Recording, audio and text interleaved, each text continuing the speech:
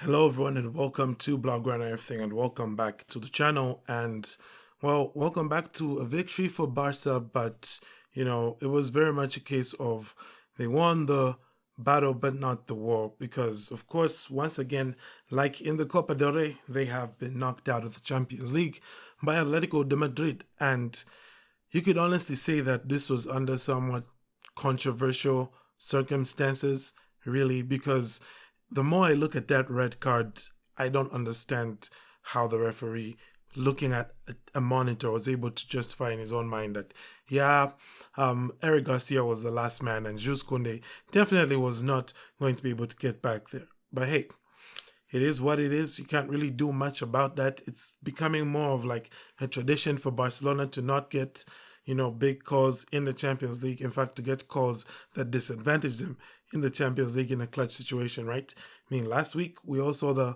Pubil handball and, the penalty and red cards that wasn't given to Pubil or to Koke. And of course, we go back to last season as well at San Siro, we saw, of course, the stump on Gerard Martin in the build-up to Inter Milan's late equalizer, which once again was just ignored. So it's like VAR just like conveniently goes blind when it's time to give Barca a call, something like that. But anyway, at the end of the day, I think the overall emotion is really more of just I think it's more of pride. Just it's sure it's not something that you were proud of. That once again there was a red card. That once again you got knocked out by Atleti in the Champions League. But I think it's just the amount of effort that was put in by the players in this tie, especially in the second leg, and just how much you look at your Yamals, you look at your Ferran Torreses, Pedris, even up until the red card, Eric Garcia. All of these guys really put in a lot of effort into this game, and I'd be hard pressed not to honestly acknowledge it. Joao Cancelo's, all these guys. It was it was a valiant effort, definitely from Barcelona, but also it's exactly like if you're going to go out, that's how you want to go out, right? You want to go out fighting, and honestly speaking, even right up to the death, Barcelona could have still taken this game to extra time. There was that wonderful opportunity that Ronnie Bardaj created for Ronald Araujo, who is like, if there's two people I want on the end of a cross, it's either Araujo or it's Lewandowski. Of course, maybe Lewandowski would be my first pick. But, Araujo was there. He had the opportunity. Unfortunately, he couldn't put it away. And I guess that's really what, for me, is more of the takeaway here. Because, yeah, sure, there were some poor refereeing decisions that disadvantaged Barcelona across both legs. But the defining thing for me is that across both of these legs, okay, 90 minutes at Camp Nou, 90 minutes at the Metropolitano, Atletico de Madrid only managed, I think, about 5 shots on target. Only put 5 shots on frame, and from those 5 shots, they scored 3 goals. And those 3 goals were enough to take them through.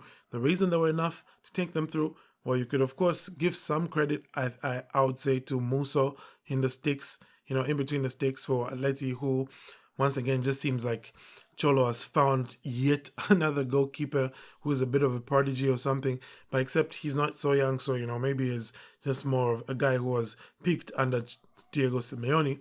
But whatever the case, it was either down to him or just honestly poor finishing from Barcelona. Because, you look at that Araujo chance, what else can you say that is? That's just poor finishing. And for me, if Barcelona take their chances, both of these matches, even though they went down to 10 men, they're winning by at least 2+ goals. So that's the thing, which is like, I think the clearest sign ever going into, the off season with, La Liga, Barca just needing about like 3 or 4 more wins to seal La Liga. Then you're looking at that summer, transfer window, that market, despite there being a World Cup, and you're thinking you need to figure something out to get a clinical finisher. That's what this team needs more than anything else. Like last week, we saw how many chances Lamine created. He was creating chance after chance after chance, and all of them were being spurned, whether it was by Ferran Torres, whether it was by Marcus Rashford, whether it was by, Danny Olmo, whoever else. There were so many people missing chances on the platter. And it's just so frustrating that arguably the two players who have had, sure, the most, inkling for putting away chances over the past 2 months, both got injured just before this match, right? Both being Rafinha and Marc Bernal. You keep thinking, like, if Bernal was around, especially for that Camp Nou game, he would have found himself on the end of one of those plays and scored a goal. Anywho, the end of the day, it is what it is. Barcelona now have to go back to the drawing board. I don't expect Hansi Flick to change, in as far as the high line is concerned. So what I expect really now is for Deco and Laporta to just give the man what he asks for. He asks for an extra centre back who's dependable, reliable, doesn't get injured. Give him that.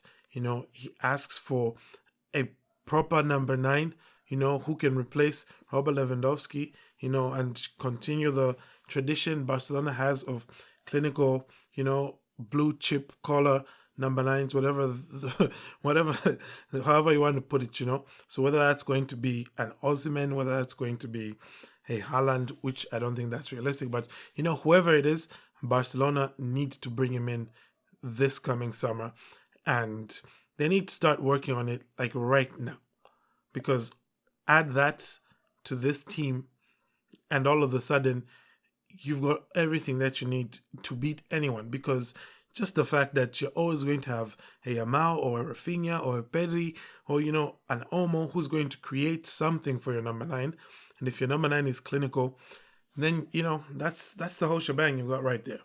Anywho, that's basically that for me, guys. Not that much more to say. I'm not really one to feed into sensationalism or the whole raging kind of reactions. Yes, I know there's a lot of people who will probably be talking about Barca being robbed from this. I see where they're coming from. I probably would be doing that if I was more like them, but I'm not. This is what you're going to get from me. And we're going to just look forward to the next fixture, which is going to be quite a bit of time because of the Copa del Rey final this coming weekend. Barcelona isn't going to be able to play any league football until the other weekend when they take on Celta Vigo. So, aside from all of that, do let me know your thoughts in the comments. I thank you all for tuning in. Have a great day and Forza Barça.